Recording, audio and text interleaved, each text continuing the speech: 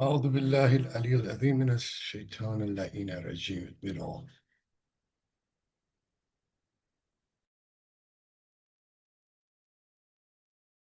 See who else is coming. It.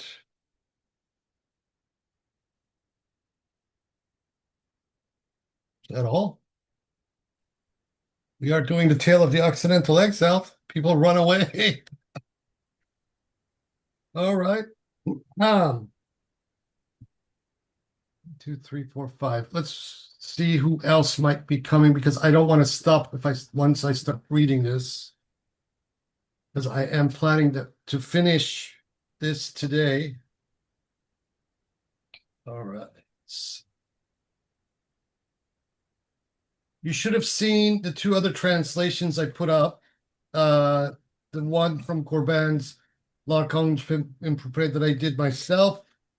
And then Jaco Hamila's translation in literary analysis, which is not a bad article.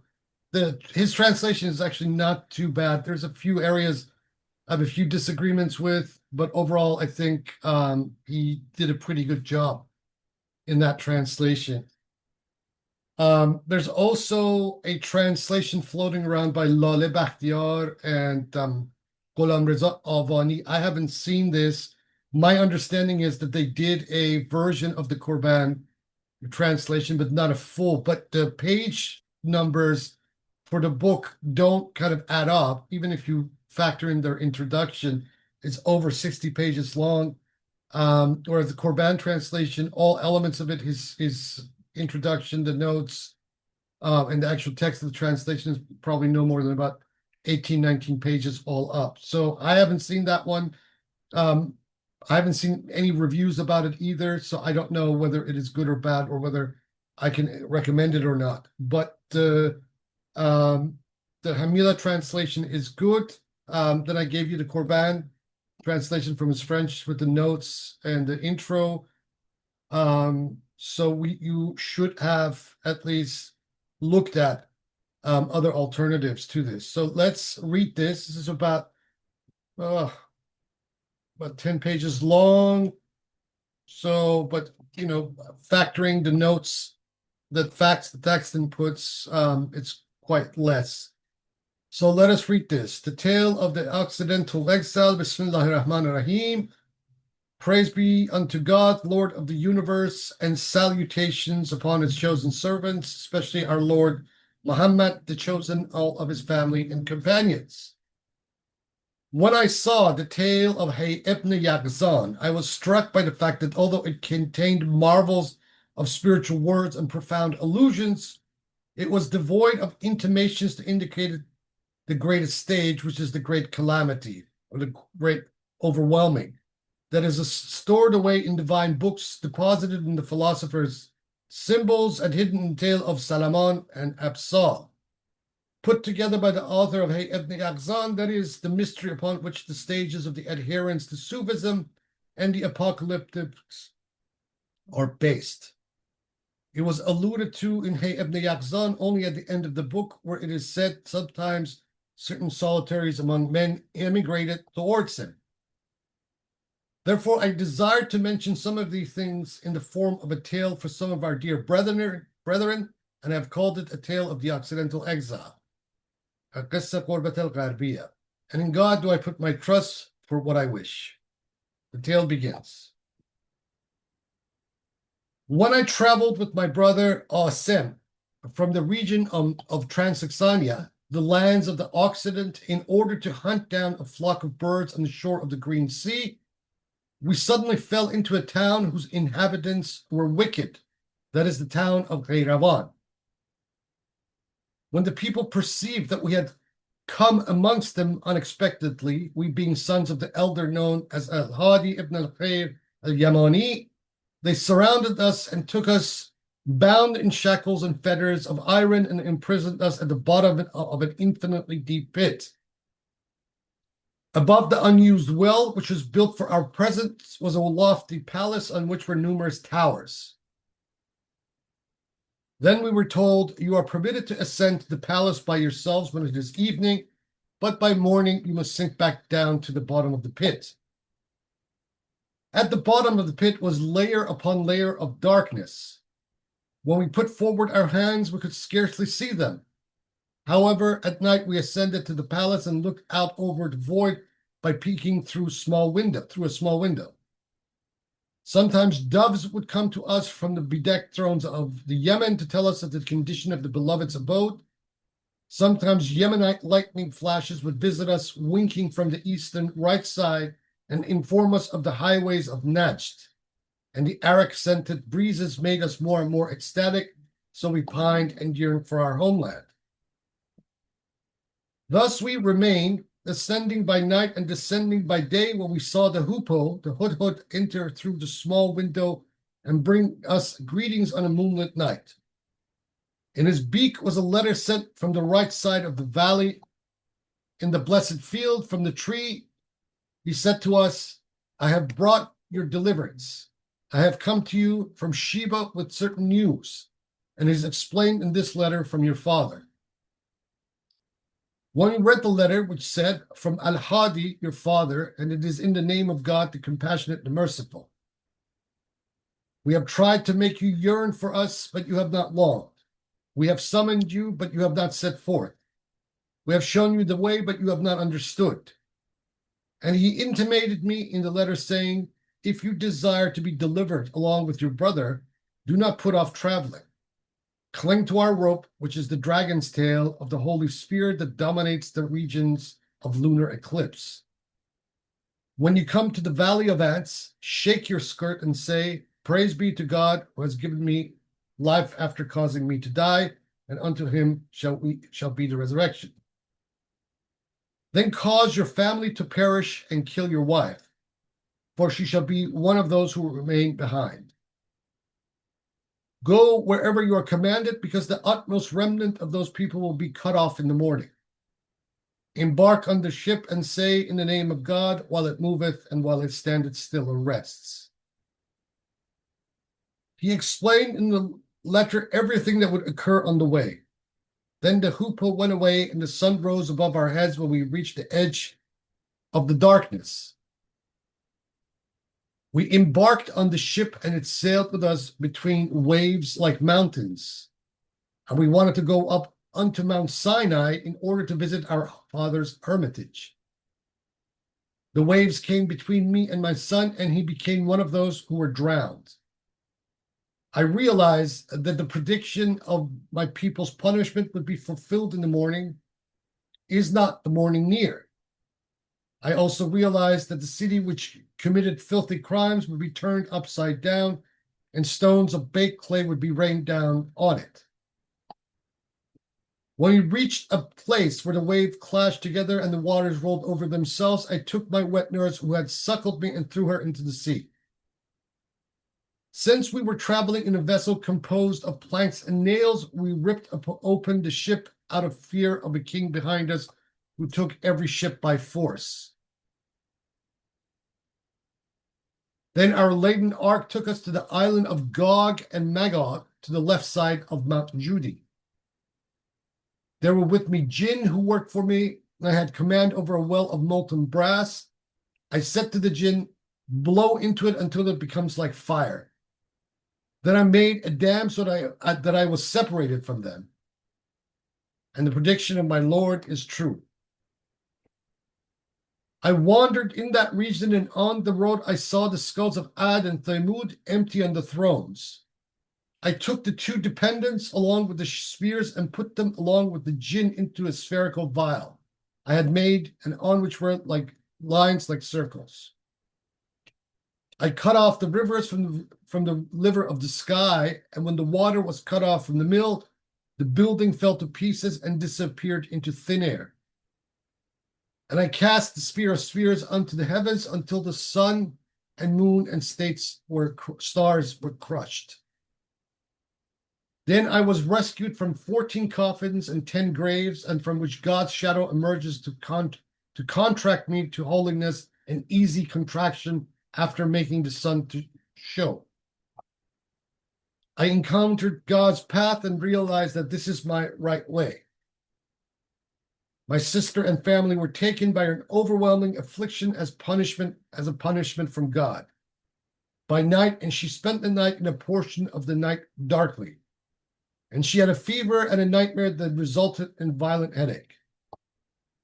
I saw a lamp containing oil, and from it a light shone, spreading out through all parts of the house. It lit up the niche, and the inhabitants were lighted by the illumination of the sun's light on them. I put the lamp in the mouth of a dragon that dwelt in the tower of the water wheel, beneath which was the sea of Kalisma, and above which were stars, the origin of whose rays was known only to the Creator and those who were well grounded in knowledge. I saw that the lion and bull had disappeared, and that the bow and the crab were folded up in the revolution of the spheres. The scales remained balanced, and the star of the Yemen rose from behind wispy clouds that were composed of what the spiders in the corners of the elemental world spin in the realm of generation and corruption. With us were sheep which were left in the wilderness. They were destroyed by the earthquakes, and a raging fire fell among them. When the distance had been traversed and the road trod and the oven poured forth from the conic section, I saw the sublime bodies. I joined them and heard their tunes and modes, which I learned to sing, but the sound grated on my ears as though it were a chain being dragged across granite. My limbs were almost torn to pieces, and my joints were almost pulled apart from the pleasure I experienced. And the affair continued to be repeated for me until the clouds were scattered asunder and the membrane was ripped. I left the caves and caverns and went down from the chambers, headed for the spring of life. I saw the large rock on the top of a great mountain-like hill. I asked the fish that were gathered in the spring of life and were taking pleasure and delight in the shade of the great towering mountain, what the promontory was and what the great rock was. One of the fish took its way in the sea, and tunneling, it said, "This is what we sought after, and this mountain is Mount Sinai. The rock is your father's cell." "Who are these fish?" I asked. It answered, "Like you are the sons of one father. They have had an experience like yours, so they are your brothers." When I heard and realized, I embraced them and rejoiced in them, and they rejoiced in me. I ascended the mountain, saw our father, an old man, from the brilliance of whose light the heavens and the earth were nearly split open. I remained perplexed and amazed by him. I walked toward him. He greeted me, and I prostrated myself before him and was almost obliterated by his radiating light. I wept for a time and complained to him of the prison of Qayrawan. He said to me, "It is well. You have escaped, yet you must return to the Occidental imprisonment, for you have not removed your bonds completely." When I heard him say this, I lost my reason and wailed and moaned like the one who sees his destruction imminent. I pleaded with him, but he said, "It is necessary for you to return now, but I'll give you glad tidings of two things. First, when you return to prison, you will be able to come to us and ascend to our paradise easily whenever you wish. Secondly, in the end, you will be delivered to our presence by leaving the Occidental lands absolutely and completely." I rejoiced at what he said. Then he said to me, "Know that this is Mount Sinai. Above this is Mount Senin, where my father, your grandfather, dwells. I stand in relation to him as you stand in relation to me. We have other ancestors until the line reaches the king, who is the great progenitor without father or grandfather. We're all of his servants.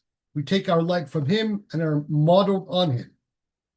His is the greatest splendor, his the highest glory and the most forceful light. He is above, the light of light, above light ever and eternally. It is he who is manifested to everything, and everything perishes except his face." I was in the midst of this tale when my condition changed, and I fell from the air into a low place among a people who were not believers. I was as a prisoner in the region of the Occident. There remained with me a pleasure, however, I am unable to explain. I moaned and wailed out of regret at being separated, and that comfort was a dream that quickly passed. May God save us from the captivity of nature and the bonds of matter. Say, praise be unto God. He will show you his signs, and we shall know them. And thy Lord is not regardless of that which ye do. And say, God be praised, but the greater part of them do not understand. And prayers be upon his prophet and his family all. And that is the conclusion of the tale of the Occidental Exile. I think I did pretty good, just 15 minutes to read the whole thing. So now the floor is open. One thing that I ask is that people don't jump into each other's conversation. Let the person speaking finish first before the next person takes up. But the floor is open. So please, whoever wants to go first. Go first. Rios, you want to go first? Yeah, sure, why not? I read this and it's like when you read this stuff, it's like you've almost I wouldn't say like you've read it before, but these same themes have been, said numerous times, but always in a different form with a different flavor, and I really appreciate that because it's easy to read this stuff once and be like, oh yeah, I get it. And I wrote a bit about what I thought about. So I thought the most obvious thing is that this is kind of like a commentary on Ibn Sina's own life because he wrote Hayy Ibn Yaqzan when he was in prison, right?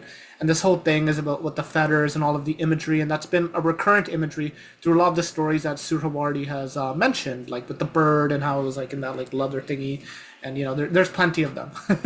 There's plenty of them, and there's always a different dimension among them, but this is like the first time when you've had so much imagery. Almost, it's easy to get like overloaded with it, right? Yeah.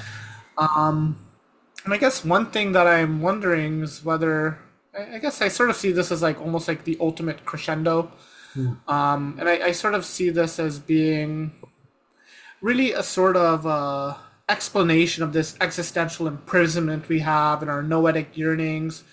There's like literally oppressive ways that they sort of manifest to us.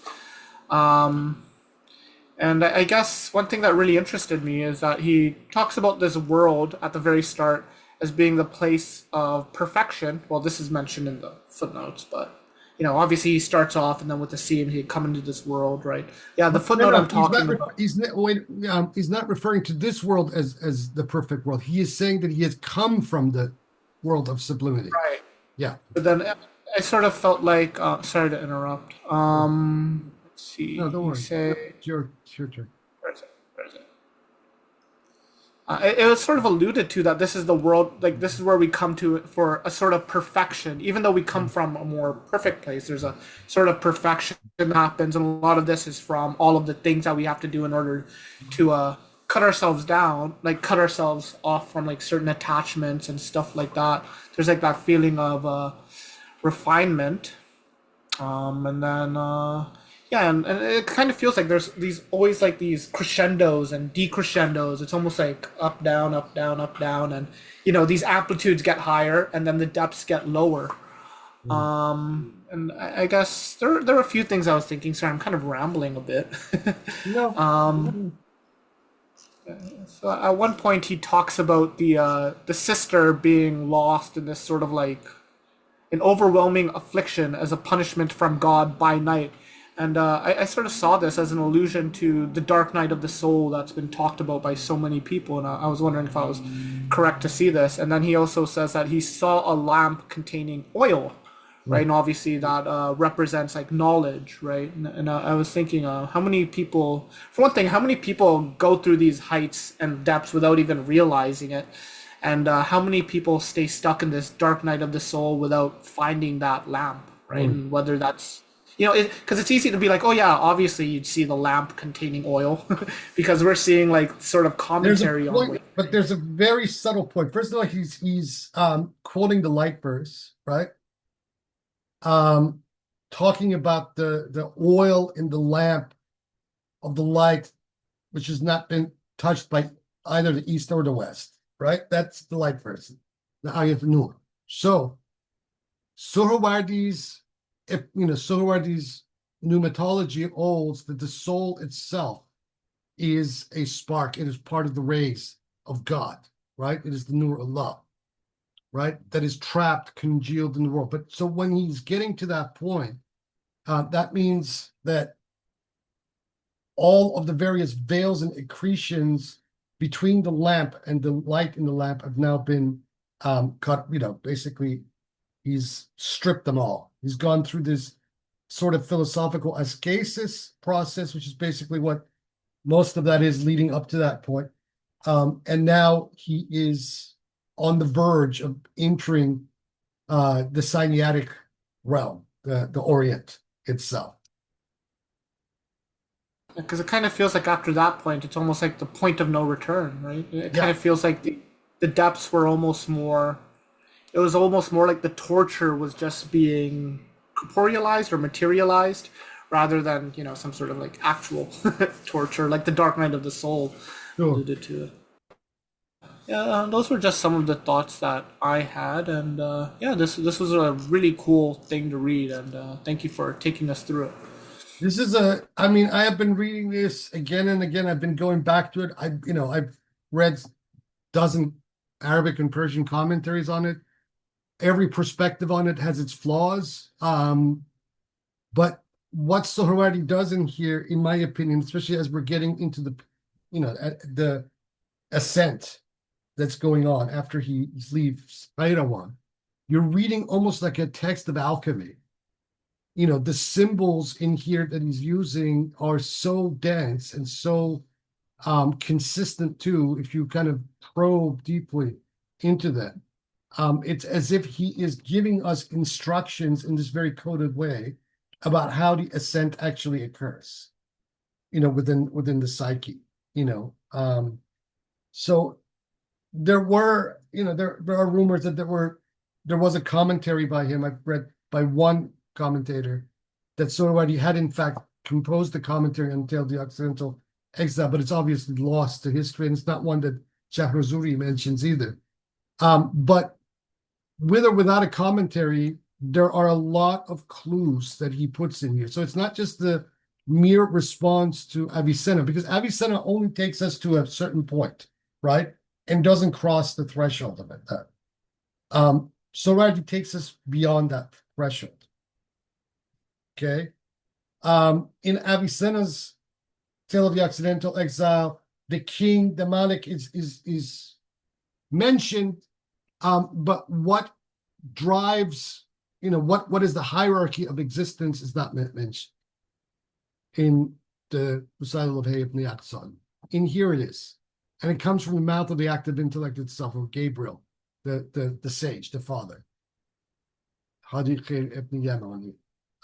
So this is why this is a kind of valuable one amongst these treatises, and why ultimately these two should be read together. Your point about Avicenna is spot on, because Avicenna wrote that recital of Hey ibn Yaqzan during the prison, during his internment, and it is incidental on one level that Suhrawardi is referring to imprisonment, in his response to Avicenna's own recital, but the imprisonment motif is one that is central to the Occident itself, the Occidental exile, the well of Qayrawan, right? And he uses the symbol of Qayrawan. Qayrawan at that time, today it's a town in Tunisia, but at that time it was the furthest, the eastern people of the Islamic lands. It was the most westerly Islamic city, because it's in the Maghreb, right? In the Occident, the Islamic world. So that's one of the reasons he uses this motif. So all of this is basically, in a sense, an instruction manual, a very coded, alchemically coded, or philosophically coded instruction manual about how the ascent actually is supposed to occur, the stages of it.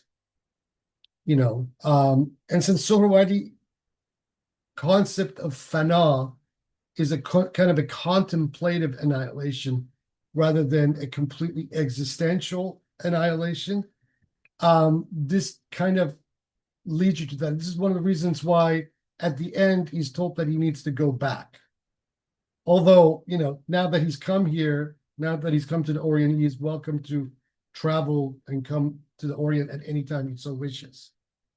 But the concept of fana, the concept of annihilation, was very different in Suhrawardi than some of the Sufis. So that's one part of it of this that's kind of stands out.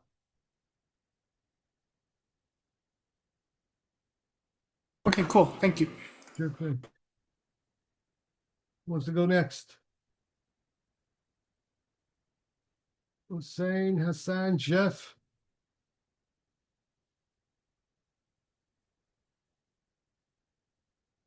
Okay, and let me continue. So here, my first question would be sort to make a family map which is present here in the treatise, because it is mentioned father, Al-Hadi ibn Khair al-Yamani. Then mother is mentioned, which is thrown in the ocean. Then there is the brother, which is Asim. Hassan. Sister Beside the brother, yes, there is also a sister. For some reason, she and also, wife. yes, the wet nurse, Yeah, and also a kid, which is drowned between the mountain high waves of yeah. the ocean, and also a family. If we and there is a different explanation who is who in the commentaries, Mm. but here can we how to say it make some explanation which will put everyone towards the other in his right place. In what way? I mean, this commentary sort of does that already. What all of these represent, because all of these, the family in this treatise represents the faculties of veiling, right? It is the because one thing that Suhrawardi is really trying to impress in this is that all the mental accretions are veils, right? So if you contextualize these mental accretions as family members, right? Um, there's another thing being communicated, which is a motif throughout all various mystical and Gnostic tendencies, is that you also need to break with the conditioning, your familial conditioning, your bonds of family in order to reach God, right? Because habituation through family is one of those veils that stop because it orients you to the world rather than to the Orient. It orients those kind of relationship usually orient people towards the material and survival and loyalties and all these sorts of things that create veils between the soul and its destination to the other side, right? Why in India we have certain sects of sadhus who walk away from their families and go sit in forests for nth number of years, taking vows of mendicancy and poverty and all the rest. So the family, and you get this in all kinds of Sufi literature, it's also there in Rumi, where the family becomes one of the primary symbols of veiling from God.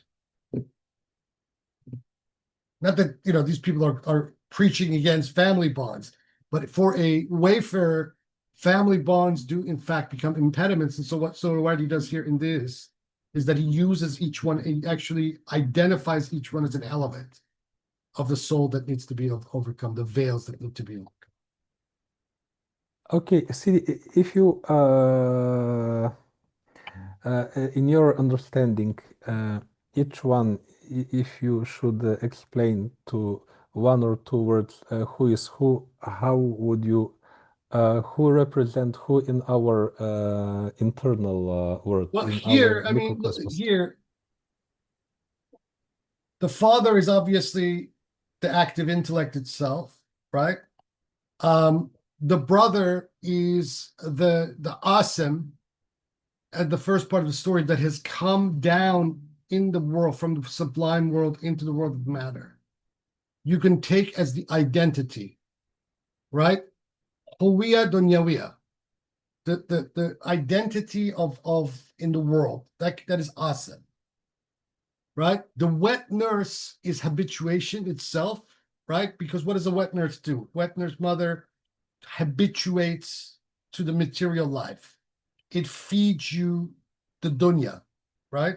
So, and the breast is obviously where the milk comes from. That's what a wet nurse does. So it is feeding you. So once you get rid of the wet nurse in this story, you're basically getting rid of the habituation of the world, what the world feeds you of all kinds of things. It can be, and here it's mainly psychic. So then we have the symbolism of the wife and the son, right? Here, according to this commentator, the wife represents the body. So your wife, right?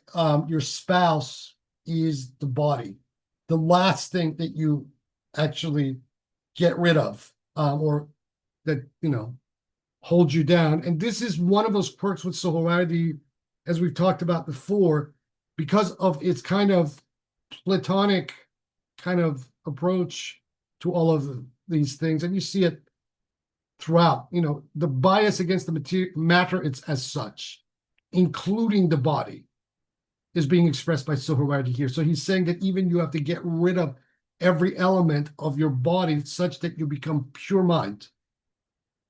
Right? And it's right after that where the symbolism of the lamp and the oil is broached, right? Which means that the wife here, as the body as the jism, is the last veil or threshold before the soul itself, before the luminosity, so which in Suhrawardi is a spark of the light of lights.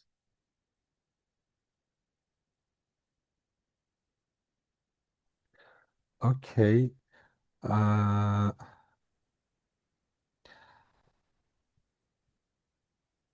so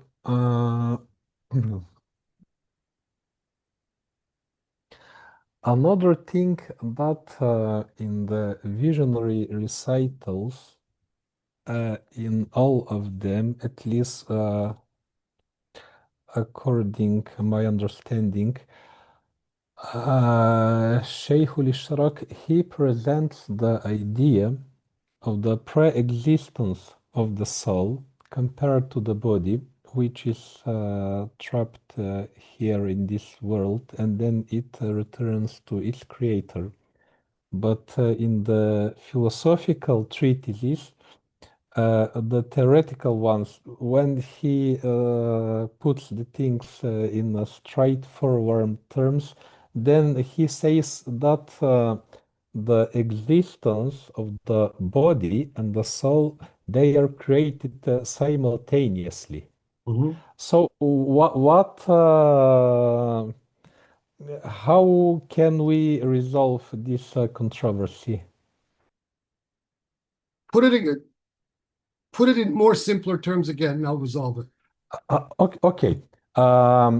So in the philosophical treatises, for example, Hayakilun Nur, the other ones, Imad, Al-Wahi Mahdiya, yeah. Al-Wahi Mahdiya, and others, he says that the soul do not have a pre-existence compared to the body. The body, physical body, and the soul, they are created simultaneously, because the part of definition of the soul, it is that the soul govern the body, and and also he says, okay, that's the idea. But here in the philosophical allegories, we get the impression that the soul already existed with its creator Allah Ta'ala even before the body was created. This is one of the contradictions noted in Suhrawardi. You also get a bit of waffling, which we will get to in the Hikmat al-Ishraq itself, about the status of the soul, whether the soul is pre-existent. or comes to being with the body. It's a problem that Suhrawardi doesn't resolve, and he gets criticized by it, by Mullah Sadra especially for it, particularly in the Hikmat al-Ishraq, in the section where he's talking about reincarnation and then dismisses it as a valid, position about the soul and its pre-existence. However, just remember, in Plato himself, the soul is pre-existent. Plato didn't, Plato overtly did not subscribe to any kind of a reincarnation. What he says is that the soul is pre-existent, and as it comes into the world, it forgets its pre-existence, right? So this is a very standard Platonic point of view. With the Alwah Imadiyya and to some degree, some of the other philosophical treatises, this is Suhrawardi talking like a peripatetic. It's also here in another one of his treatises, the Partov Nameh, the Book of Radiance, where the first half of the treatise is an extremely Aristotelian Suhrawardi.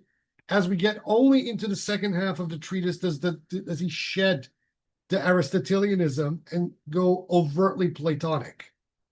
Okay, so I would say that this is not so much a contradiction. It's that you got to take this as who Suhrawardi is addressing.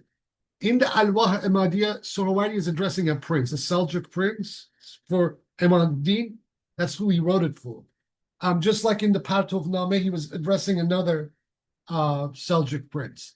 In that, in my opinion, he's walking the safe ground. He's just expositing peripatetic doctrine, right? And peripatetic doctrine does not believe in the pre-existence of the soul. It takes a very naturalist position that the soul comes into being at the moment of conception, but without explaining how animate life is generated if it doesn't have a pre-existent form or agent that makes it animate, right? This is one of the problems with even naturalist metaphysical explanation about the nature of the soul. How is it that an eternal substance, which is supposedly the soul, only comes into being at the moment of conception? Why doesn't, if the body dies, why doesn't the soul die with it? This is one of the problems that we have in Islamic philosophy, that later philosophers, and particularly the Sufis, and even the school of Ibn Arabi in particular, really put their finger on and resolved very well. But here, in the philosophical allegories, what Suhrawardi mainly seems to be expressing is the Platonic Sufi side, whereas in these other ones, he's expressing the more philosopher Aristotelian side. And it's one of those contradictions in Suhrawardi that you can only contextualize, in my opinion, from who the audience is that he's speaking to, rather than this being his actual point of view. That's the only way that you can resolve. Otherwise, yeah, it is a contradiction. Yeah.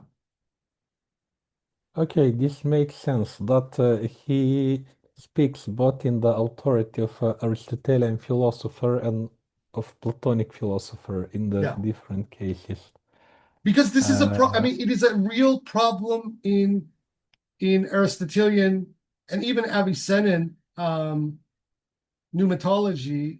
How is it that an eternal substance comes into being simultaneously to a created one?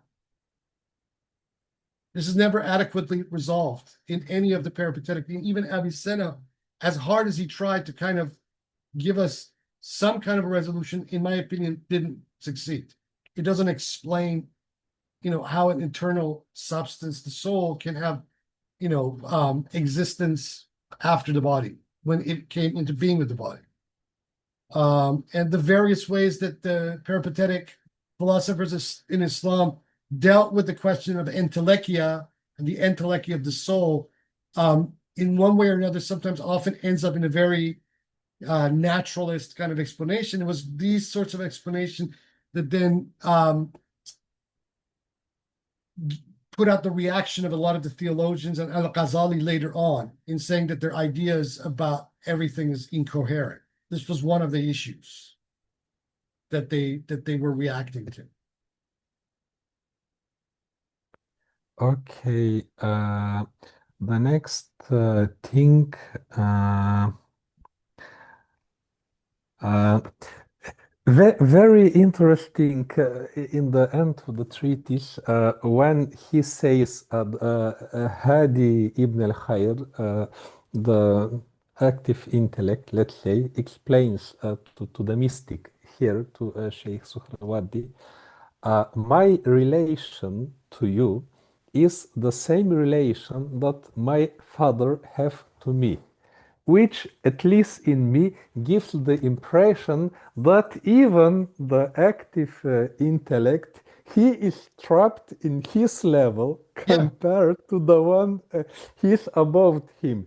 And then this chain continues until reaching to the Creator, to Allah Ta'ala. The only difference, Which well, it is because the active intellect is the intelligence of the sublunary world, and generation and corruption is what is issued in the sublunary world.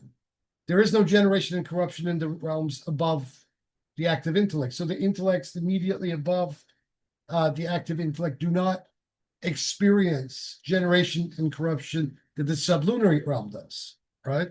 So yeah, in a sense, the active intellect or the Gabrielic intelligence is itself in the same situation.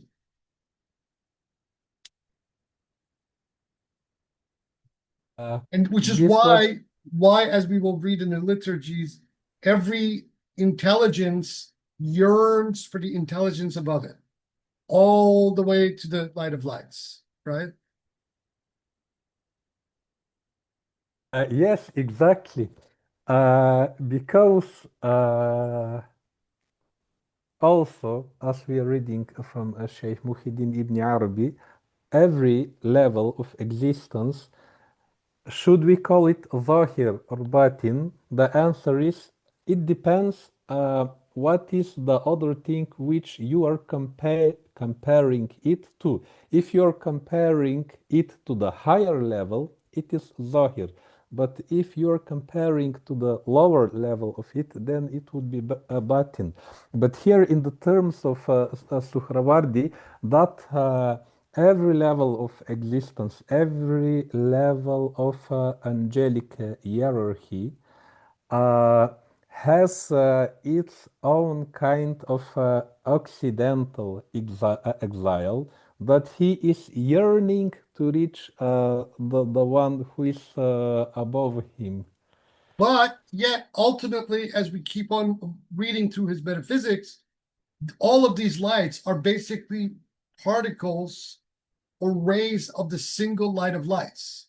So this is the very interesting element in Suhrawardi, is that he is not a dualist at all. When you break him down, he's not, he's not a capital G Gnostic. He's but he's not a monist either in that, in the Ibn Arabian sense. It's more nuanced and complicated than that. Such that in a sense, every ray, every intellect being the ray of the light of light itself is also the light of lights, yearning for its own wholeness while being whole. Right? So he's playing the dualism and monism against each other in a very interesting dance. And once we get to the Hikmat al-Ishraq, we begin to see this very conspicuously. This is why Suhrawardi was taken so seriously, despite the controversy surrounding him that we will soon read about. This is why he was taken seriously. And as soon as a figure like Shahrazuri revived him, everyone latched onto him. Because the way that Suhrawardi resolves a lot of these questions, he has his foot in both worlds, in the world of philosophy and in the world of mysticism. He has his foot in the world of monism and dualism simultaneously. And even though maybe some of his resolutions were still somewhat raw as compared to some of the, some of the philosophy that we get in generations afterwards, whether from Peripatetics or Illuminationists, let alone the Akbarians, it still offered a very fertile ground to the kind of resolutions that we then begin to see in the Safavid school, even before the Safavid school, I would say with Haj Nasiruddin Tusi, an Ismaili turned Imami, Avicenna, right? The way that he deals with Suhrawardi, like for example, he brings Suhrawardi up several times in his commentary on Avicenna's Isharat, right? And solves some of these metaphysical problems in Avicenna's Isharat wa Tanbi'at through the prism of Suhrawardi's Hikmat al-Ashraf, sometimes mentioning him, but oftentimes not mentioning him at all. But when you read that commentary of Tusi, you see how Suhrawardi's Ishraq is influencing a very preeminent Shiite Avicenna in Tusi in resolving some of these metaphysical problems. Of course, the Ismaili metaphysics, given the fact that Nasiruddin Tusi was a Ismaili Da'i before he became a 12er Shiite, that entire heritage, stretching from Sejistani to Nasir Khosrow and others, was very much predominant even in his Shiite Avicennism. But with Suhrawardi brought into the mix, that makes Tusi even more interesting. So he's not just strictly a Shiite Avicenna. All this Ismaili background is also playing, and never mind Suhrawardi as the centerpiece of much of his the way that he deals with certain things. And as a last question for the moment, the two glad tidings from the father to the Gnostic, that he should return to the exile, but one of the good news is every next time when he tries again to go to his father, the journey would be much more easier. So can you shed a little bit more light? Although it is intuitive, but nevertheless, what is the major reason that every next time the journey is easier? Beside, for example, the one when the let's say the impression of the beauty which you saw through the journey is impressed on your soul, it becomes the how to say, the internal moving force to strive to it every next time. You remember in the recital of the bird, right? The bird is sent back because is told to him that you still have a single fetter that you haven't removed. Okay? Now we come back to this, the final one. What is this fetter? The fetter is life itself. So only at death is that final fetter removed, right? But for a mystic or Gnostic that succeeds in the journey and makes it to the other side one time, right? That means that they have figured out the way out of the veiling and the material stranglehold of the dunya, right? So that each time then that they make the journey to the other side, it's that much easier. Because all these veils and accretions and etc.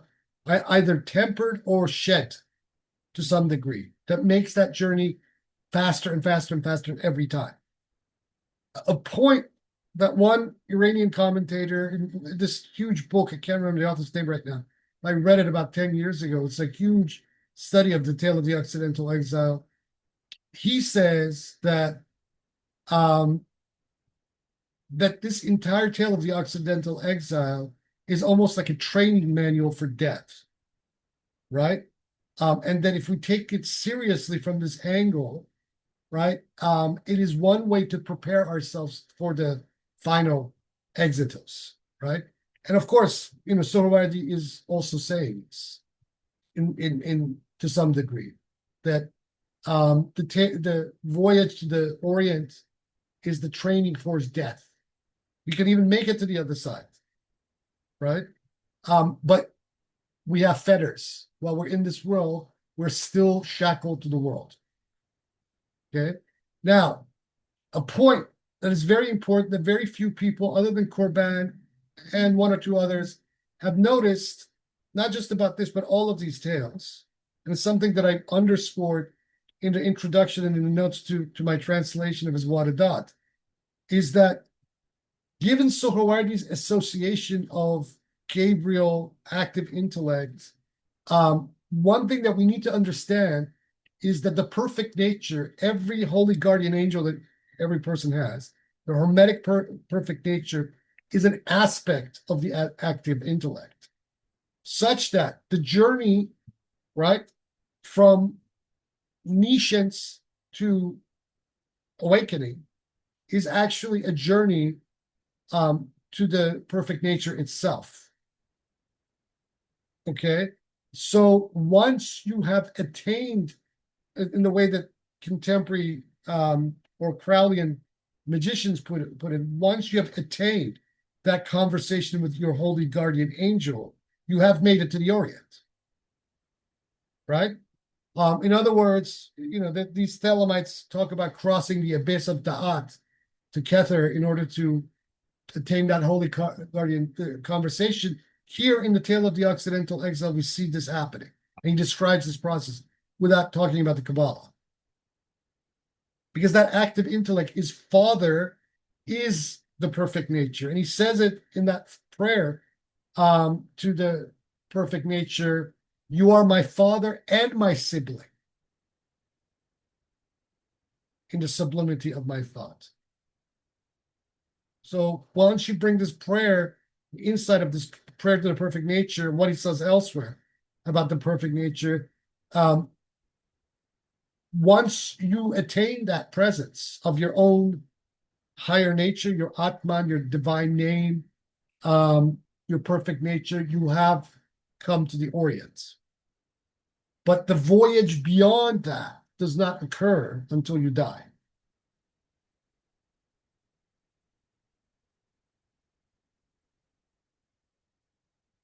Okay, thank you very much, Sidi.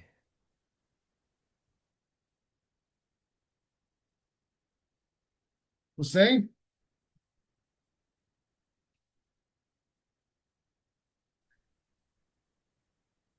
Trying to think of what exactly I want to ask. I guess one question that I have, and you just brought this up when you were talking about the recital of the bird. I was thinking about how these two recitals relate to each other, because the other recitals, I mean, there's encounters with the angel, but it almost seems like they're all just, it's like the angel comes to the Gnostic and just to kind of give instructions or describe the path, and this is the one where he finally takes the path. But the recital of the bird there's also an actual existential journey that goes on. But that one, there's all this microcosmic symbolism here. There's like a really intense kind of inward journey. I guess that is maybe that's one of the differences, because in the recital of the bird, it's just like they just go across the mountains, and there isn't all of this intricate kind of alchemy going on. Yeah. So I was trying to think, is that maybe more of an intellectual journey, or is that even a kind of, maybe that's a kind of apophatic experience? It's both. It's not just one or the other, it's both. The intellectual journey takes an apophatic turn, right? Right. I guess I was thinking of that because I'm reading it in relation to the Hikmah Arshia too. I'm thinking about it in terms of the different mashriqs in that book, where in the very beginning for Mullah Sadra, it seems very apophatic. It's like the experience, the encounter with something that can't be defined, or in this case, with pure light. And yeah, just the lack of a kind of, it's seeming lack of a kind of microcosmic anything going on there. So yeah, so is that one way to think of it? Is that it's a kind of contemplative or intellectual journey, whereas this one seems much more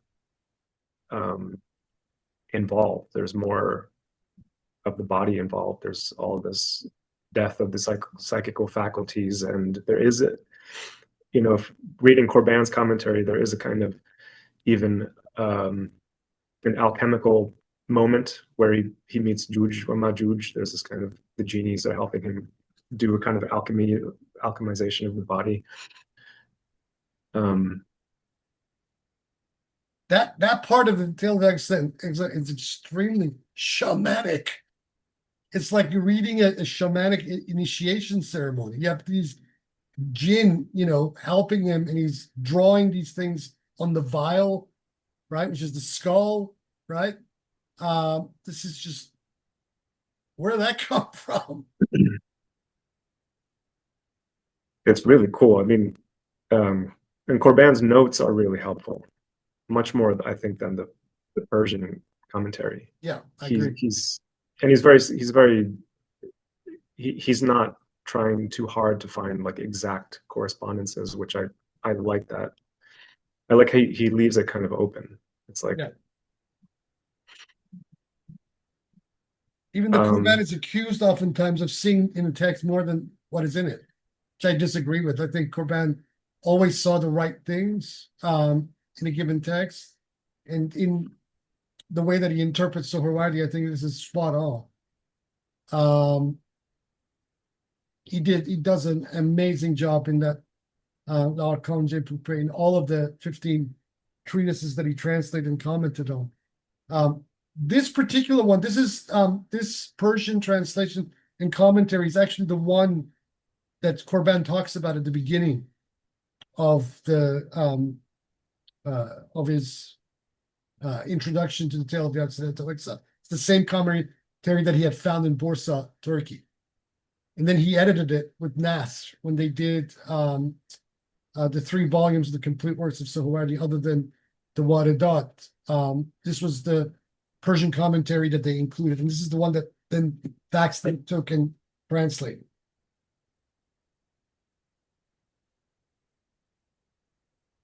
Yeah, I was taking that with a grain of salt the whole time, knowing that it wasn't Suhrawardi himself who made the commentary. And he gets a few elements of that commentary wrong, where at one point he's trying to equate the active intellect with the universal intellect. Doesn't do it very well. Mm-hmm. Yeah, okay. Well, that was kind of what I was wondering is, how do these fit together? Also because this one ends at the first mountain, I think, of the all the mountains in the recital of the bird. He just reaches the first one. But he does it after going through the microcosm. And so here it seems like there's more going on because he's working through all of the things that I guess weren't worked through yet in that other recital. But then even here, it's at the end, he still has to go back. Yes. And maybe that's what you were mentioning about death being the ultimate threshold. What's that? There's a movie, Back in the Zeros. I actually have a copy of it. I can't remember the name. But there's this line in this film that says, "Death is the road to awe." What's that movie? The Fountain is the name of the movie. Great film. I have a copy of this film. I've watched it many times. Great story. But yeah, the first time I saw that film, all of this stuff from Suhrawardi's Tale of the Occidental Exile was going on in my head as I was watching this film. I might upload the film to the list for those who haven't seen it. One more observation um, that comes to me is this is really interesting that the way that I'm reading this, at least, it seems that he interprets the nodes of the moon as symbols of fana, because that's the eclipse, and it seems that he's already identified the moon with the soul. I mean, I just keep seeing that come up over and over again with the full moon here. There's, to me, that seems like the point where he's reached a kind of complete illumination that he The can eclipse, begin the to. eclipse symbolism is especially important because what is eclipsed? It's, the eclipse of the moon happens when it is in the way of the sun, right?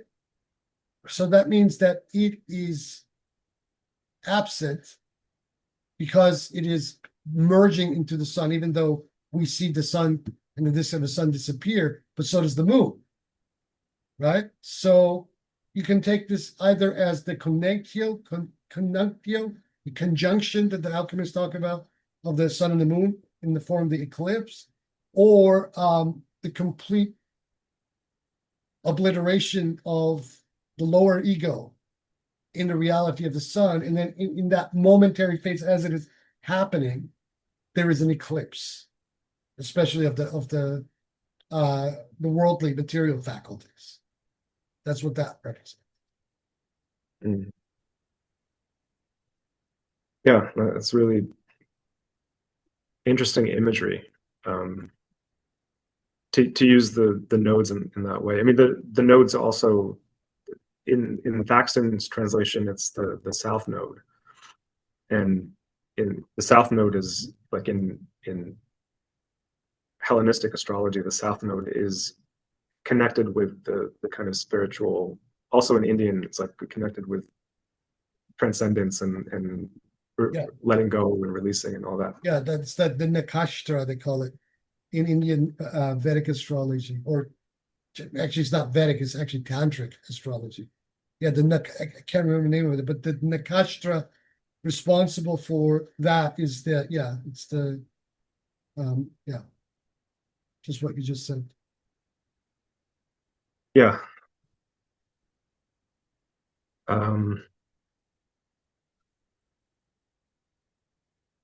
Yeah, I mean, I'll just share another thing. It also, the very beginning of it seems like, to me, the imagery it's connected to another one of the recitals. The one, I forget which one it was, but it's the one where he's describing the experiences of lights that the novice has, and then he talks about the sakina, and then he talks about the fana. And all of those themes in the very beginning, I think, show up with, because at first there's the doves, and there's the lightning, and there's the breeze, and these are all, to me, those are all just like those glimmerings and gleams. And then there's the full moon, which I was seeing that as the complete descent of the light and that would be sort of the sakina. Yeah. And then there's with Corban's commentary, we see that there's immediately after that the imagination is mentioned, the burning bush. Yeah. And then there's that imagery of the eclipse. Yes. So I thought it matched up very nicely with that more didactic treatise that we read.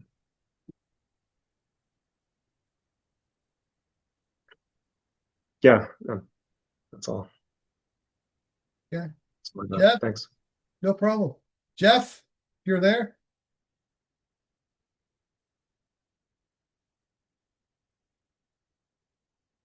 Yes, I'm here somewhere. Go ahead.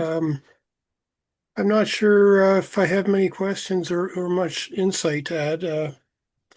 This whole thing, I liked the bit about the hoopoe delivering a letter, and this whole tale reminded me is like the letter that what is it? Solomon delivers to Sheba, Yeah, or that's the where Queen of Sheba. that's where he takes the verse from. That's what he's reworking it from. He's working it Right, directly from that verse. Yeah. exactly. And I had to look that up because my Quranic references, I always have to look up every reference. And I have to admit, I didn't end up looking up every reference. I gave up after a certain way because there's so many, Yeah. which leads me to my point. I wonder, it's kind of hard for me to imagine, but I know that recital of the Quran was, I don't know if it still is, but it used to be a thing, right? Where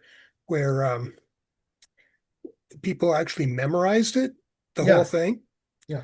And so I imagine that Suhrawardi probably had the Quran down cold, like, Yeah. Yeah. memorized and could read it or recite it forwards and backwards, probably, which is really what would make this whole thing come alive.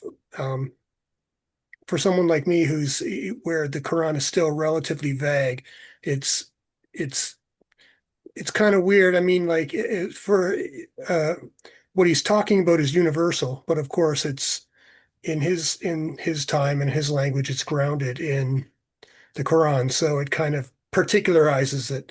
And if you're not, extremely well versed in the Quran, Yeah. then In it's which, easy to get lost and not have a clue what the hell he's talking about a sure, lot but of the time. what he's also doing, there's two things that's going on. What you just said is definitely happening. Um, let's put it this way. The Quran in the pre-modern Islamic world acts as the archetypal template to everything, right?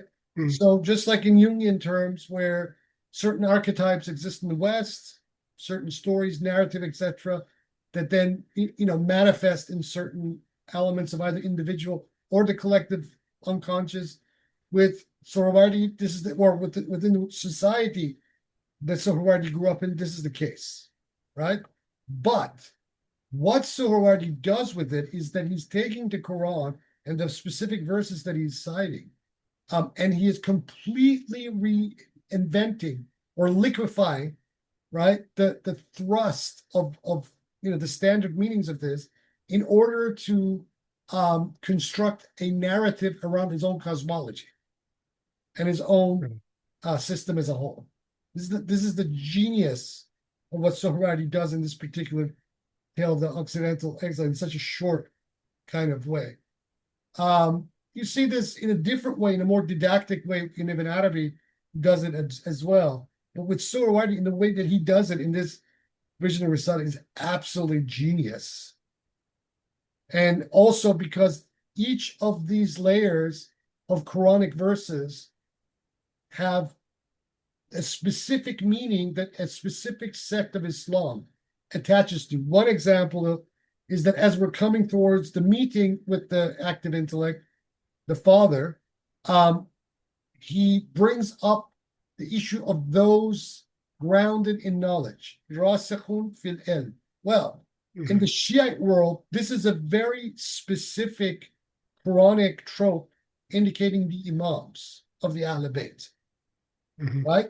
So when he brings this up just before his meeting in Sinai with Gabriel, there's a very distinct Shiite resonance already being communicated by Suhrawardi. Although in the surface narrative unfoldment of the story, it means something completely else. But yet that meaning is also there, simultaneous. Right. So like, does that imply not just grounded in knowledge in general, but grounded in knowledge of the Quran and Knowledge its of the book and esoteric knowledge and of its that, well, esoteric interpretation? yeah, it's Tawil. the knowledge of the book, capital B, which is the cosmos, Right, right, right? So yeah, that's the case. Yeah. right. Yeah, no, it's very interesting because it is particularized in that way. Did you do that on purpose? No, No, the I thumb up? this No. I camera, love how every hand gesture I do, it just if I put my hand up, it will it will say I your hand is know. up. If I do this, then it will, it's the new Zoom thing. Yeah, Right. very sensitive. I Mary was is just going to say, Go ahead. Go ahead. Finish your thought. No, it's amazing. It's amazing because it is universal. I mean, you could take it out of the Quranic perspective, and it stands on its own anyway. I mean, a lot of it would, it's all the more richer if you understand the Quranic references, obviously. But I mean, it's not dependent on the Quranic references in order for it to. Well, it is and it isn't. This is complicated. Several people have kind of put their finger on it because, yeah, you can take this in a completely different way, strip it of all the Quranic references, and even put Christian references instead. What would it become? It would become the Acts of Thomas or the Hymn of the Pearl, right? Right. Which is communicating almost an identical kind of itinerary. But with Suhrawardi, this has a very distinct Oriental flavor, right? And so the Quranic quotations, especially if you read it in the original Arabic, it gives you a very interesting, how do you say it, tonality. And I think even none of these English translators, even Corbin's French translation, quite captured. The original of Suhrawardi's Tale of the Occidental Exile is just totally psychedelic.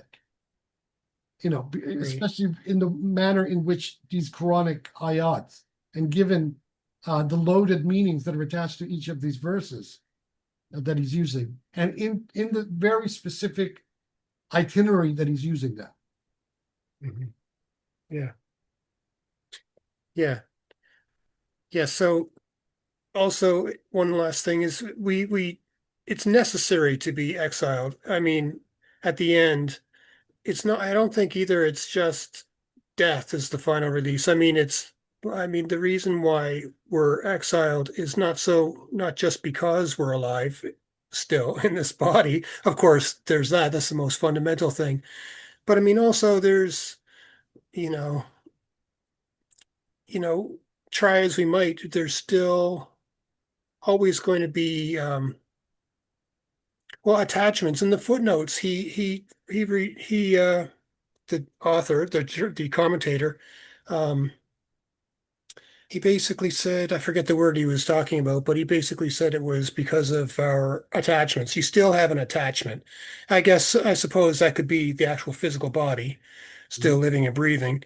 But I mean, even more subtle than that, like, I mean, well, I don't know how to finish that thought. Okay, never mind. I'll just stop there and let Mary go ahead. Sorry, I had something there, but I lost my train of thought. Thank you. Well, if you remember it before we leave, just shout out. Okay. All right. Mary, you're there. Hi. Hi. I only had one question. Sure. Asim is mentioned right at the start, but I'm a little confused about how Suhrawardi thinks about things like protection and purification and annihilation and subsistence. Like, What does he think about them? well, how's he positioning them here? Like, does he think that they're meaningfully different, or do you think that they entail one another? Of course, they entail one another. The bodily and philosophical with Suhrawardi, it's more the mental and philosophical purification that he's kind of emphasizing, at least here. Whereas with Sufis in general that he was hanging out with, all of these processes go together. You cannot have mental and spiritual purification without the bodily. So you can say that on one level, this is presupposed, but within the text itself, he's overemphasizing the mental and philosophical purification. So that leads to the annihilation or the contemplative annihilation. Is there a particular order? Does like annihilation come before purification or vice versa? How can annihilation come before purification? Well, let's say that the act of annihilation purifies someone. It strips off the confusion of perplexity. That's a different phenomenon. That there's two types of Sufis that the Sufi orders all accept. There is one who becomes an ecstatic, right, and finds their way to God. Then there is one who is ecstatic at first, but then also needs to traverse the path step by step back to God. Majzub is Sadiq and Sadiq and Majzub. These are the two basic types, right? But the Majzub, who is naturally ecstatic without a teacher and having gone through the power, is not necessarily completely annihilated yet. Right. It seemed like a lot of this was kind of like how the senses kind of get killed off essentially throughout the narrative. It seems like it's kind of leading up to just the floating man argument is kind of what it felt like to me. Yes. That's Like right. just that argument from sincerity is what he's all kind of centering this all around. Yeah. This is where it's leading to. Except with Suhrawardi, unlike Avi said, it's more animate and we have much more of a terrain to look at on the way to that. With Avi said, it's just very dry. Yeah, I kind philosophical of argument. wondered why he picked out some of the symbols that he did, especially the constellations when the stars are being folded up. He singles out the lion, the bull, the bow, and the crab. And I was wondering like why those four. Because with him, they have a rich, well, there are those specific symbols that can gloss from his cultural context what the other symbols are, right?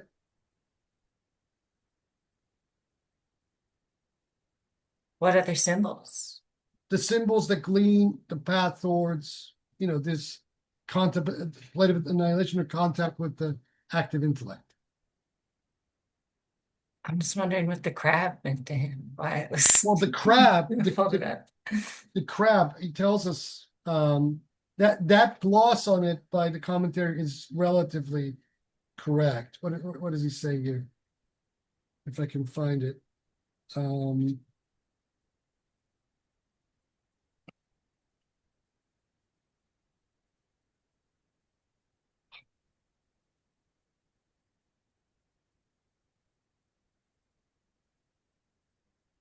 I thought I saw it, but think it's Yeah. crooked. It's not straight. It's like curved or crooked. Yeah,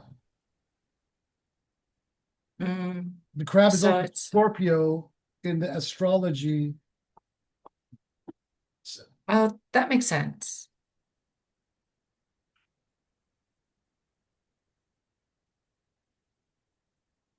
I know he glossed it. I just can't find it at the moment right now. Is the bow a reference to Orion, to the hunter? Yes. That makes sense to me. So these are, and the lion is fierce. So these are fearsome symbols. These are a reference to But you have to maybe take powers being Yes. cast off. Yeah, so it becomes a kind of pneumatic astrology, right? Where the self becomes the train of the movement of the stars and the constellation. So it's a completely microcosmic journey using macrocosmic symbolism to get there. Awesome. Yeah, that makes sense. Thank you very much. Sure thing. I just want to say I understand that question because typically you find it's the four fixed signs together. It's the Leo, Taurus, Aquarius, and Scorpio. It's in like Christian iconography too. You have the eagle with the man, the bull, and the lion. So I was also kind of confused why he went from Leo, Taurus to Sagittarius and Cancer. Like it just seems kind of like a non sequitur almost.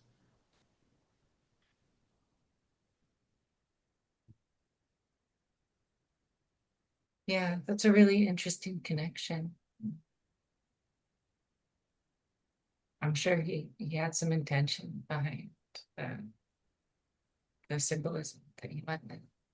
These are all, because they're oppositions, they're different. These signs oppose each other, whether in the elements or their trajectory. What he's trying to communicate is that these oppositional elements, two things are necessary in this process. Either they have to be liquefied and fused as one, or the Salic has to find a way to transcend them. Because they become those malefic influences. And then you got to find out what he means by that. And usually what that means by that, if you look at astrological manuals in the Islamic world and their description of these constellations, these negative aspects and how they and their influences are then compared one to the other. So then you learn the intention of what Suhrawardi is trying to tell us.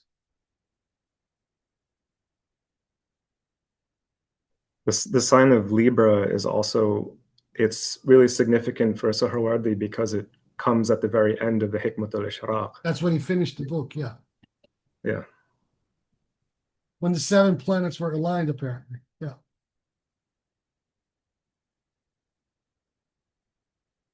Because Libra is the balance, so if Libra is the balance and the 7 planets are aligned, that's one of perfect astrological moments. For him, was it a matter of For him, for Suhrawardi, was Libra a matter of like the fulfillment of the balance, or of the balance having served its purpose? Is it like a one and done thing, or is it sort of just a recurrence? it's a reoccurrence. It's a reoccurrence. It's astrology.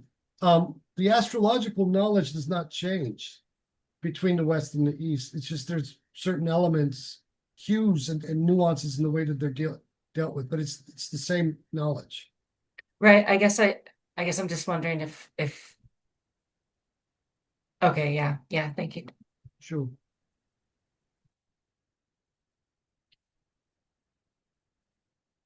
Any final thoughts by anybody?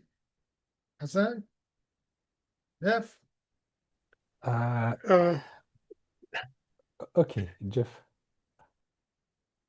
Who wants to go first? Jeff, okay. Jeff, you go first and then Hassan can finish. Okay.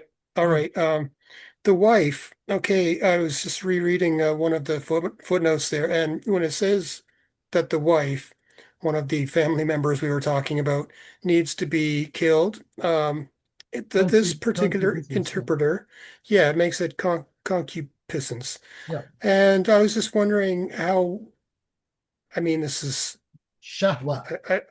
Yeah. In light of like, tantrism, I wonder how you feel about that. How I feel about that, I think it's completely, this is the dry path, right? Mm-hmm. There's 2 paths in alchemy, the dry and the wet path, right? Mm-hmm. The dry path takes forever and there's no guarantee of success.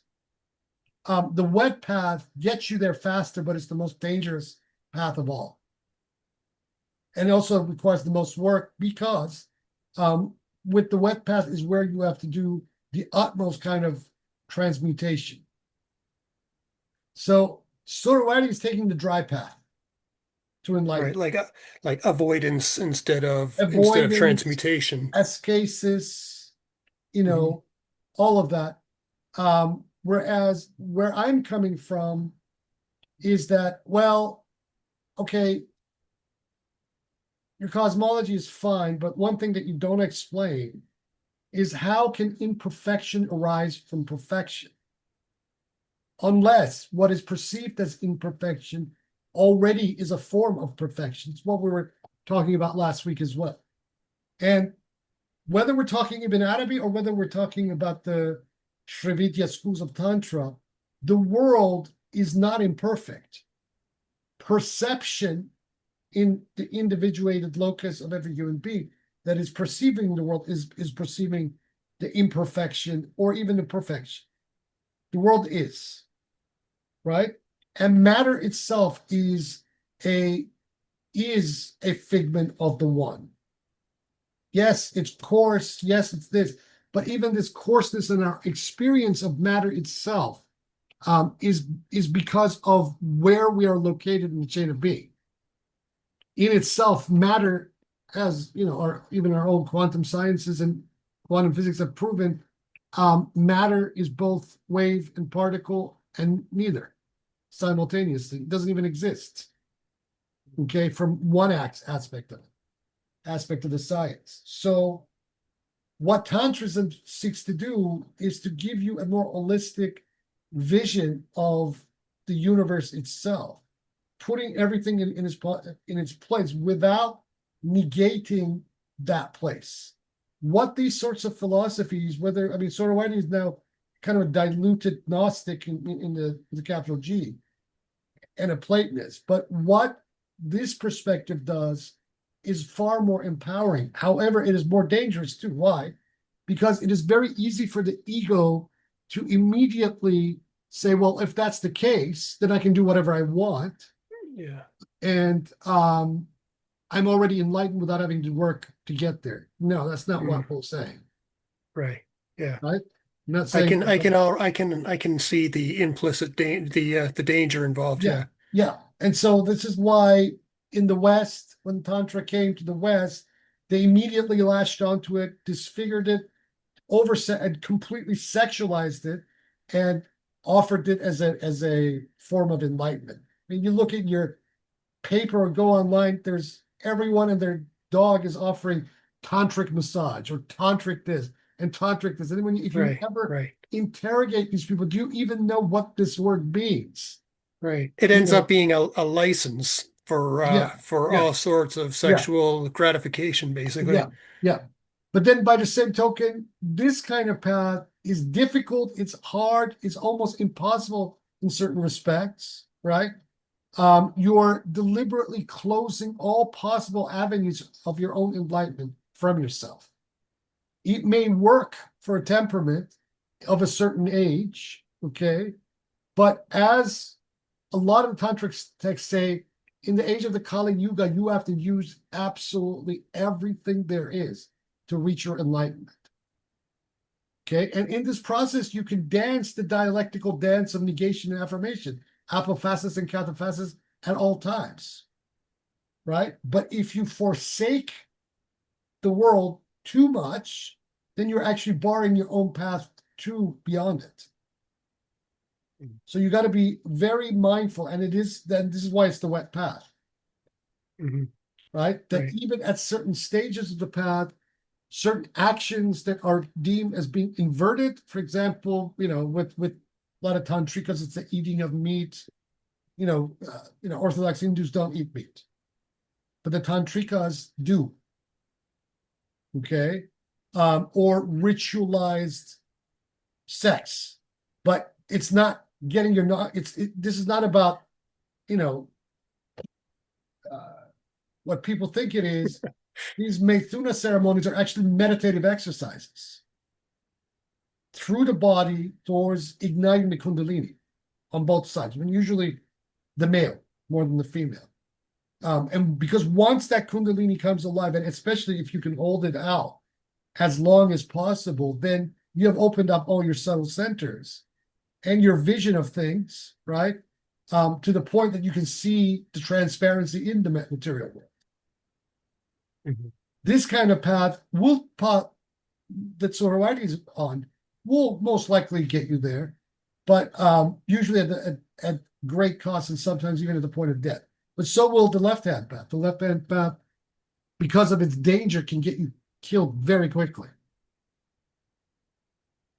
Right. Notable examples of an Islamic form of a left-hand path are people like Hallaj, that Suhrawardi is lauding. So it's our Abu Yazid Bastami, another kind of Islamic Sufi version of a left-hand path. And he has gushing love for these figures. So what exactly is Suhrawardi doing here? Okay, great. Thank you for entertaining that. And I like the distinction between the dry path and the wet path. That's a pretty neat way of looking at it. But I don't mean to stoke controversy there, but it is an interesting point, and it is obviously it's a controversial point. So anyway, thank you. Sure. No worries. No worries at all. If nobody has anything, Hassan, go ahead. First thing, about Quran being treasury of archetypes, always I am wondering and I am perplexed to which degree it was intended in the very process of revelation of Quran to be such a universal treasure of archetypes. So much later generations, for example, as Suhrawardi, Sheikh Muhyiddin, and others, can take these archetypes and draw completely new levels and layers of meaning and so on, and to what degree it was meant to have a very concrete and specific meaning exactly to the society it was revealed. Well, you can't have a culture and a civilization, especially one that is claiming a religious narrative, a very specific one, without these religious narratives at a certain point having to become these archetypal templates for the understanding of various things in a given society. If you insist too much on a single interpretation of that verse, then you stultify the society. This is why even during, you know, various points of the Abbasid Caliphate, when they switched from, from the Mutazilites to the Asherites, right? At least the rulers understood that there needs to be a balance in these ideological approaches, because if you insist on too much on one interpretation or another, so the Mutazilites had this very metaphorical interpretation of the Quran, and they persecuted anyone who approached it literally. Once they lost power, the Asherites came back. They were trying to do the opposite thing, but the rulers at least understood that this couldn't be done. And during the period when the Asherites start to rise to ascendancy, it's the period where the Shiite Buyids are already waning, but they had already impressed their Imami influence in that society. And by that point, the Sufis in the Abbasid Empire had already become an estate of their own. So it was impossible for the fundamentalists in the Asherite school to try to impose this one-dimensional reading of the Quran, right? That they wanted everybody to subscribe to. So, these are good things, because once then scripture becomes this archetypal template, then you can do anything with these narratives. And so that allows for the kind of radical interpretations that we then find in people, whether it be Suhrawardi, but especially Ibn Arabi, who just bends the overt meaning of the Quran in several instances in such a way that any previous generation would have just been screaming at what Ibn Arabi does. But by that point, Islamic society, even in the Maghreb, which was, even though it was not part of the Abbasid Empire, it was still being influenced by the East. Even though it was an Umayyads and then the Almohads and all of the various empires that came and went in the Andalus, even they cannot help but be influenced by this very polyvalent approach to the study of scripture. Okay. And the Quran itself helps because it says repeatedly that the meanings of itself are inexhaustible. Okay. It says this many times. And the Sufis of Andalus, let alone the Sufis of the Mashriq, took this very serious.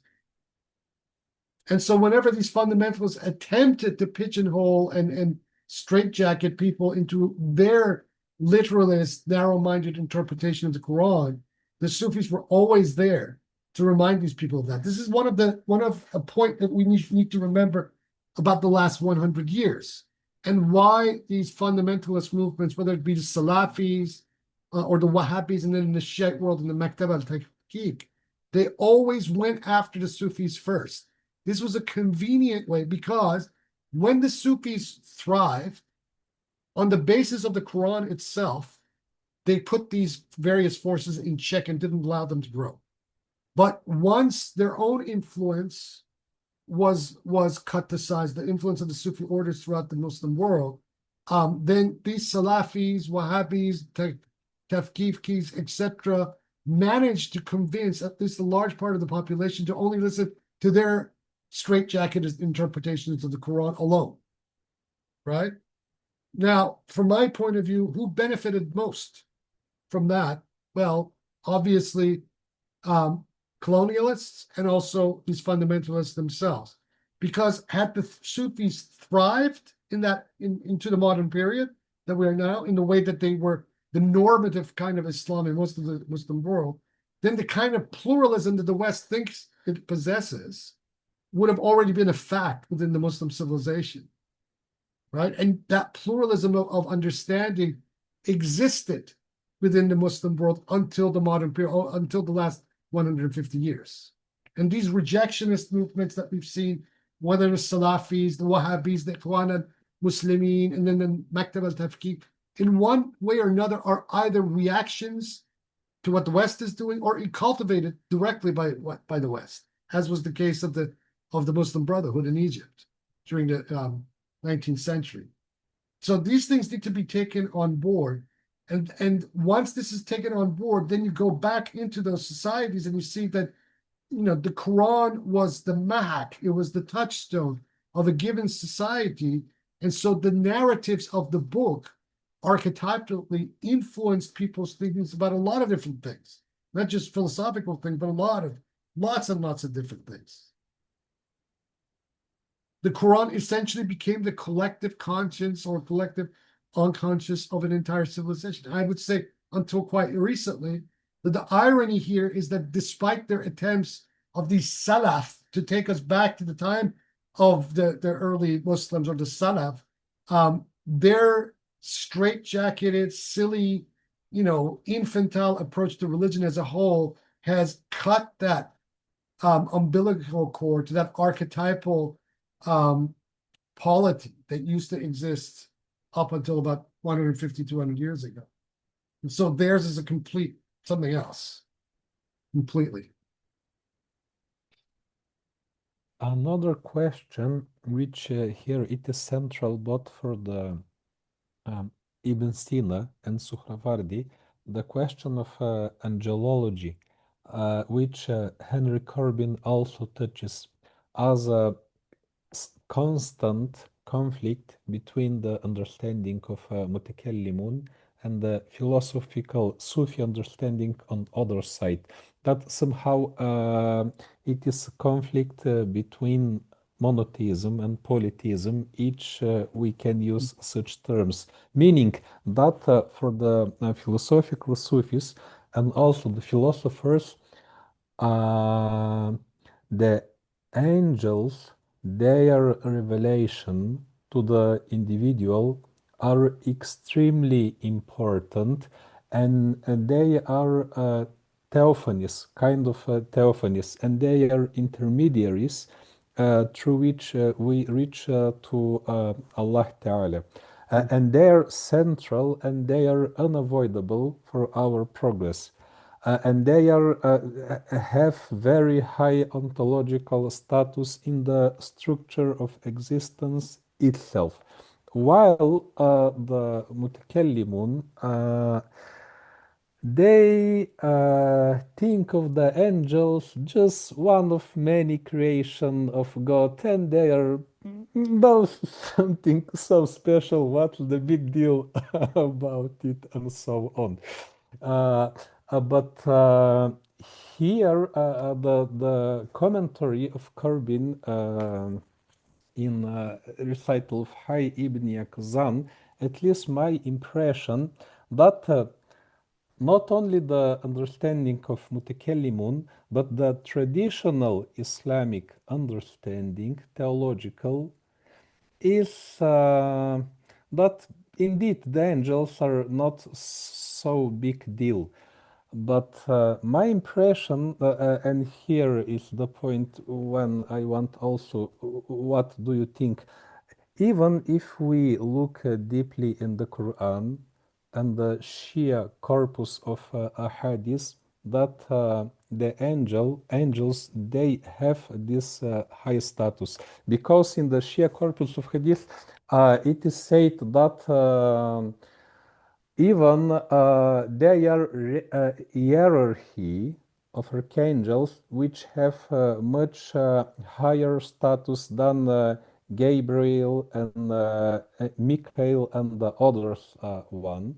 Also, that if we compare the characteristic of angels, that they are creatures of light, and that they can take different forms and so on and so forth, we can with a very high degree of certainty identify the pure intellects of the philosopher to the angels of mutakallimun. What do you think? Can we make quite certainly this Yes, kind of... there's a paper by Corban. If you haven't read it, you should read it. I'll try to link it. I have a copy, several different copies of it. It's called The Paradox of Monotheism.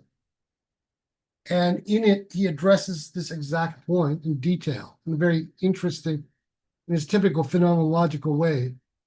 And he addresses this, and he brings up not just the examples that you bring up, but he also brings up Mormonism.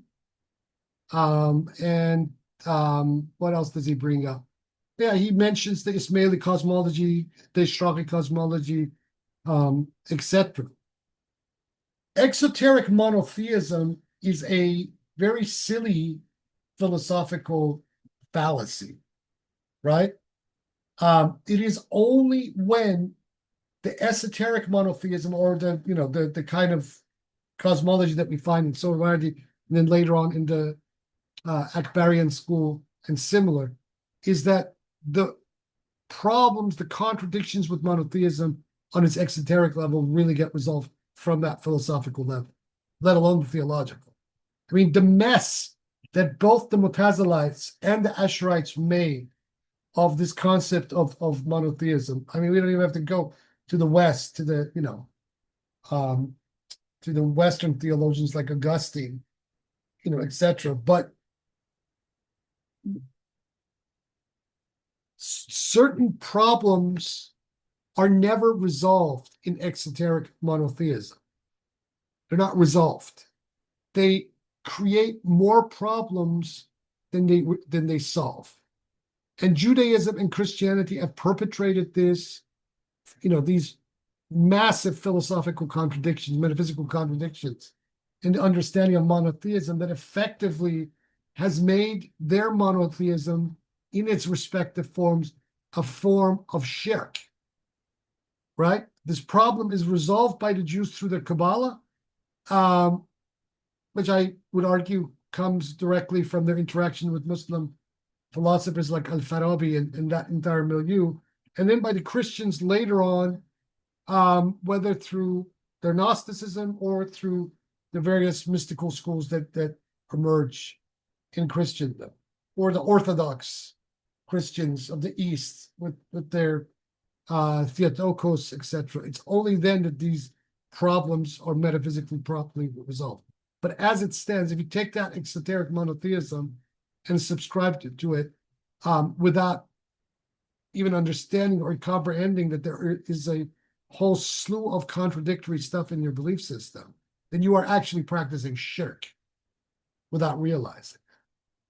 And Corban beautifully summarizes the issues around this in that paper, The Paradox of Monotheism. It's just something I encourage people to read. Yeah. Finally, I want to thank you for all the translation you made of the Archangel Lampur of Corbins. They were very essential and helpful. Also for your translation of Waridat and Tekdisat. We're going to start on reading a few of these literatures next week. I think all of this combined together will kind of put us in a much better headspace to then tackle the Hikmat al-Ishraq itself. Because if you I find it, even though, even Suhrawardi himself says that this is Hikmat al-Ishraq is part of a philosophical cycle, but yet Hikmat al-Ishraq is offering the Ishraqi philosophy. It is not a peripatetic work.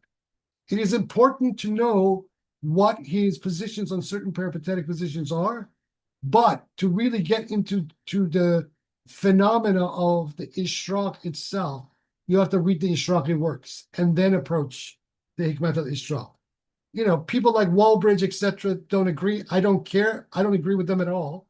I've said it to them point blank. And in this last publication, I even proved where I think they're absolutely out to lunch and are in the process of domesticating Suhrawardi to make it palatable to certain audiences. But when we approach Suhrawardi from these narratives and then the liturgies and then read the Hikmat al-Ishraq, our understanding of the Hikmat al-Ishraq, even the very dry, didactic, logical parts of it becomes very different. We begin to understand the logic of the Ishraq itself. I've done this for years, and I've gotten a lot more out of Suhrawardi than doing it the other way around. Read the Mutaharat and his other peripatetic works, and then, we'll read the Hikmat al-Ishraq. No, the other way. You read the Ishraqi works in their symbolic form, and then enter the philosophy, and the philosophy starts to make sense. Much better. Yeah. So that was my key to Suhrawardi. Anywho, so this was the Tale of the Occidental Exile. We have finished with these visionary narratives. And as of next week, we'll do a few weeks of the liturgies. So I want to quickly get through that as well, so that then we come to the Hikmat al-Ishraq and we can really focus the remainder of this course on Suhrawardi on that magnum opus, on his philosophical magnum opus, and get through that and finish that hopefully by the first or second week of April. And I'm kind of designing this. So we've been looking at this material, and once we walk away from the course, we are mathbut in Suhrawardi's Ishraq as well as Ibn Arabi's Fusus al-Hikam. Anyway, let's leave it here for today. For those of you coming tomorrow to the course on Ibn Arabi, we're reading Seth. So I'll see you tomorrow. If not, then next week. Yeah.